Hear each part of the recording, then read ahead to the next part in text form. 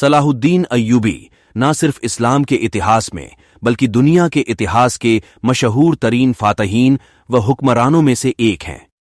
वो 1127 ईस्वी में मौजूदा इराक के शहर तकरियत में पैदा हुए।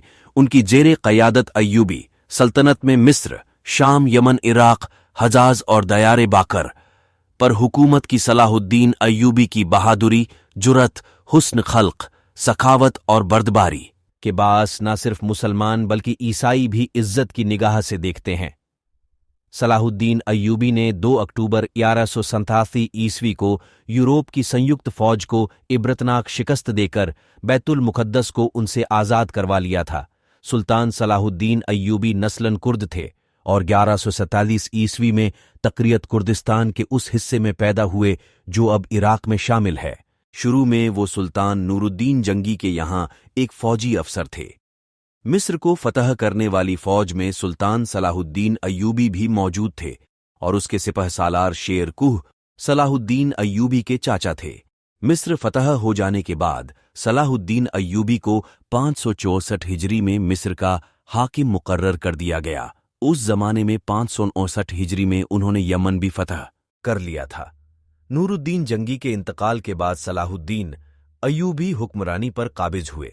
सुल्तान सलाहुद्दीन अय्यूबी अपने कारनामों में नूरुद्दीन जंगी पर भी बाजी ले गए। उनमें संघर्ष का जज्बा कूट कूट कर भरा हुआ था और बैतुल मुक़द्दस, मस्जिदे अक्सा, यरूशलेम की फतेह उनकी सबसे बड़ी ख्वाहिश थी। मिस्र के बाद सलाहुद्दीन अय्यूबी ने 1182 ईस्वी तक शाम, मोसुल, हलब वगैरह फतह करके अपनी सल्तनत में शामिल कर लिए थे। उस दौरान में सलीबी सरदार रेनो के साथ 4 साला मुआहदा हो चुका था, जिसकी वजह से दोनों एक दूसरे की मदद करने के पाबंद थे, लेकिन ये वादा महज कागजी था। यूरोपीय फौजें लगातार क्रूसेड्स और काफिलों को लूटने में व्यस्त थीं। 1186 ईस्वी में क्रूसेडर्स के एक ऐसे ही हमले में रेनो ने ये कोशिश की कि बहुत से दीगर ईसाई फौजों के साथ मदीना मुनव्वरा पर हमला की गरज से हजाज़े मुक़द्दस पर हमलावर हुए। सलाहुद्दीन अय्यूबी ने उनकी सरगर्मियों की रोकथाम के लिए कदम उठाए और फौरन रेनो का पीछा करते हुए हतीन में उस तक पहुंच गए। सुल्तान ने यही दुश्मन के लश्कर पर एक ऐसा आतिश गिरमादा डलवाया जिससे जमीन पर आग भड़क उठी। चुनांचे उस आतिश के माहौल में 4 जुलाई 1187 ईस्वी को हतीन के मुकाम पर तारीख के खौफनाक तरीन जंग का आगाज हुआ।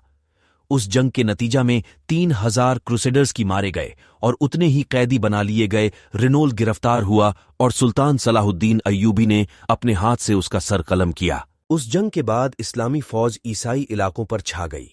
हतीन की फतह के बाद सलाहुद्दीन अय्यूबी ने बैतुल मुक़द्दस की तरफ रुख किया। 1 हफ्ता तक खूंरेज़ जंग के बाद मसीहियों ने हथियार डाल दिए और रहम की दरख्वास्त की। अक्टूबर 1187 को बरोज जुमा बैतुल मुक़द्दस 88 साल बाद दोबारा मुसलमानों के कब्जे में आया और तमाम फ़लस्तीन से ईसाई हुकूमत का खात्मा हो गया। बैतुल मुक़द्दस की फतह सुल्तान सलाहुद्दीन अय्यूबी का अज़ीमुश्शान कारनामा था। सलाहुद्दीन अय्यूबी मस्जिदे अक्सा में दाखिल होकर नूरुद्दीन जंगी का तैयार करदा मिंबर अपने हाथ से मस्जिद में रखा। इस तरह नूरुद्दीन जंगी की ख्वाहिश सुल्तान सलाहुद्दीन अय्यूबी के हाथों पूरी हुई।